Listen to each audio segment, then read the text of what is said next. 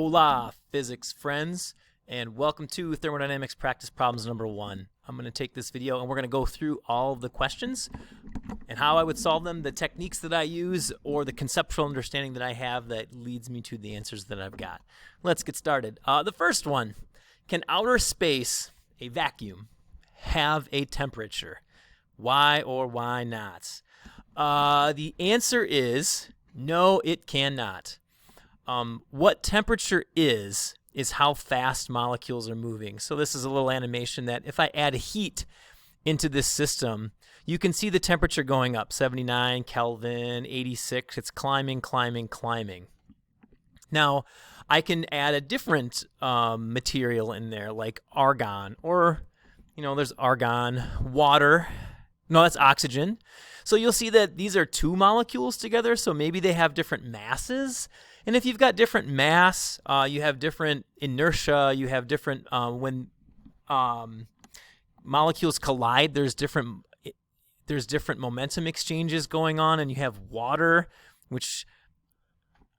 but when you have a vacuum, and a vacuum means nothing, if you take everything out of here, then that all goes away and there's no temperature. Temperature is the average of kinetic energy of all the molecules. So if I take heat away, we quote unquote cool it, and you can see that I'm removing energy from the system. There's no such thing as cold, only absence of heat. So I'm taking heat away, and you can see these things kind of not moving as much, and then they condense down into a liquid. Or you keep cooling them and then they form a crystal lattice. We call that a solid. We'll get to those states of matter coming up. But suffice to say, can you have a temperature? No, you can't. And this is also why maybe you've gone to the mountains and you're like, well, it's really high up. Why is it so cold up here in the mountains? It's the air is thinner. You're getting closer to the sun, so shouldn't it be warmer? Why is it that I get higher that it's colder up there? Because there's less molecules to hit your body to transfer that heat. So, that fun little fact. Next question, when heat flows from a warmer object to a colder object, do the two things have the same temperature changes? And the answer is no. And you maybe can kind of see that from my animation here, that it depends on if these two things are the same material, and not even then, maybe they have different masses. Here's an example. What if I had boiling water, but I had a teaspoon of it, and I put it into a gallon bucket of really cold water? They are not going to change the temperatures the same amount. It's like the cold water is barely going to go up, but that hot water is going to rocket right down. So it depends, number one, on the masses. If you have equal masses of them, maybe. But it also depends on what they're made of. And you see that these things, they have different amounts of energy associated with them because of their masses. So number one, depends on what it is. Number two, depends on how much of it. So the answer is probably not. If it's the same material and it's the same amount, then yes, they'll meet right in the middle. But if it's not, then they're not going to. I'm going to do this one. When wax freezes, does it absorb or release energy? So I think about freezing something. Do you heat things up when you freeze it? No. Like putting snow onto like a hot plate, that's not going to freeze it. So you're not putting heat in to freeze something. You're taking heat out. You're cooling it. There's no such thing as cold. You're taking the heat away, and that's what your refrigerator does. It takes heat from the inside in your freezer, takes heat from the inside and moves it outside. It doesn't move the air. It moves the heat. So this is a release of energy. It's releasing it to freeze. Next one. Which liquid would an ice cube cool faster? Water or methanol? So an ice cube is, when it's cooling it, you're taking energy from it. So you're taking energy from these materials, and let's say you're taking the same amount of energy both times. Methanol only takes 2,000 joules to make it change 1 degree. Water, on the other hand, takes 4,000. So you got to take away 4,000 joules to make it change temperature 1 degree. So one of these things is easy to move, methanol. One of these things is harder to move, the water. So we call that thermal inertia or specific heat. It's easier to cool methanol because it only takes 2,000 joules to make it change temperature 1 degree. So the correct answer for this one is methanol. Let's get into the problems where we actually have some numbers now. Those are the conceptual ones. The conceptual ones are hard just as it is. Let's get into some of these problems here. It says we've got a hot piece of zinc and you're putting it into cold water. And the question is, what temperature do they end up at?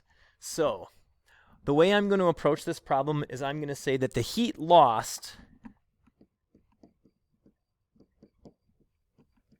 something is losing heat, that's going to be equal to the heat gained. Energy can neither be created nor destroyed. It only changes hands in the universe. So something's losing heat, and the thing that's losing heat is the zinc. Because it's hot and it's getting colder, it's losing heat. And the thing that's gaining heat, the water is warming up, so that is the water. So the way that you do this is you heat is mc delta T, and that's for both of these. So I'm going to use everything for the water on the left-hand side, and I'm going to use everything for the zinc on the right-hand side. So I just put everything in. Ooh, and there's one other thing. To make this mathematically work, the thing that loses heat, you stick a negative in front of it. I'm not going to go into why. If you want to know why, come and ask me, and I'll explain it to you. But suffice to say, energy can neither be created nor destroyed. If you add up the energy of everything in the world, the universe equals a certain amount. We cannot change at all. So, put all my numbers in. Negative, and it's 10 kilograms.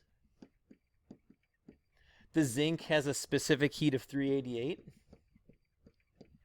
The change in temperature is the final temperature, which we don't know, and the initial temperature is 71. And then on the other side, you have everything of the water. So the mass of the water was 20. Specific heat of the water is 4180. Now I'm getting both of these specific heats from the table at the top. So up at the top of the sheet, I just read those. And then I don't know the final temperature. That's what the problem's asking for. And the initial temperature of the water was 10.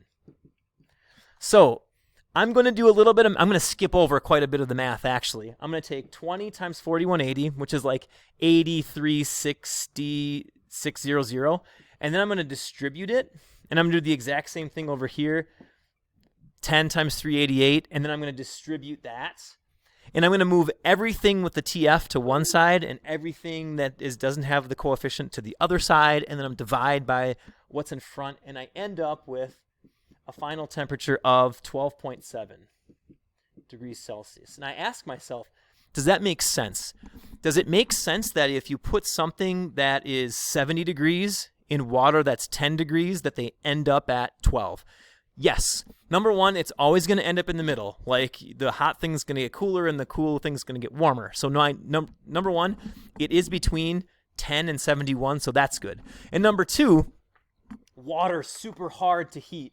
It's like 10 times harder to heat than that zinc is. So yes, it's totally going to be closer to the water. So 12.7 seems like it's a very legit number that I'm expecting.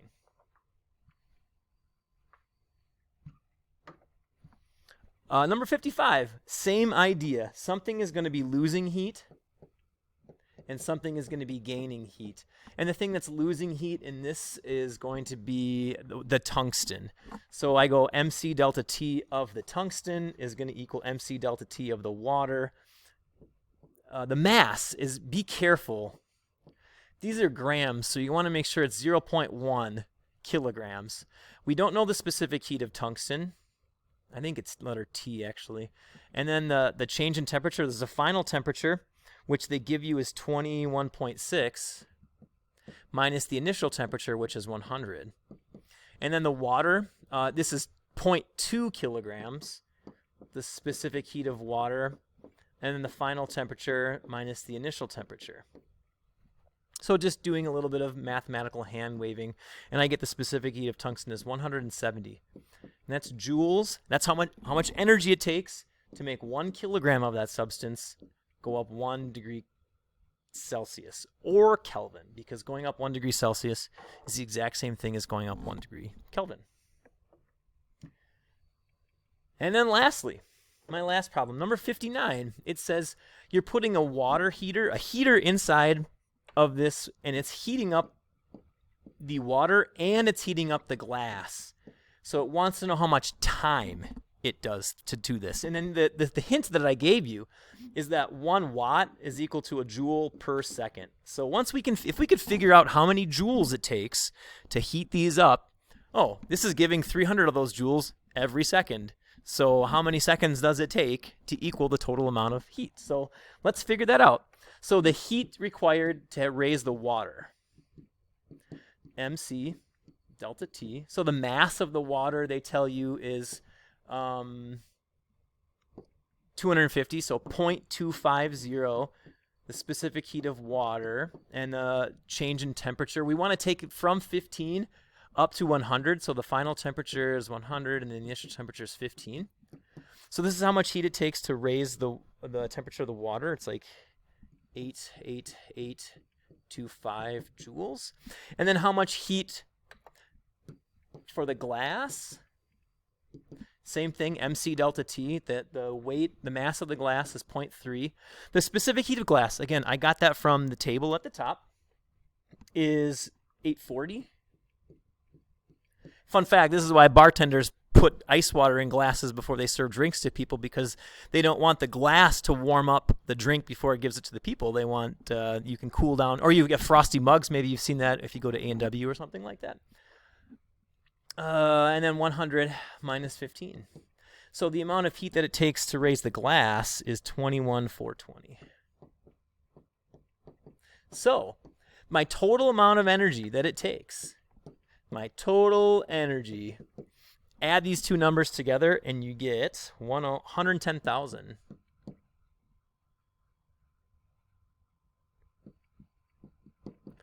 Right? It takes this many joules to do that. Now, since I'm 300 watts, and that's 300 joules every second.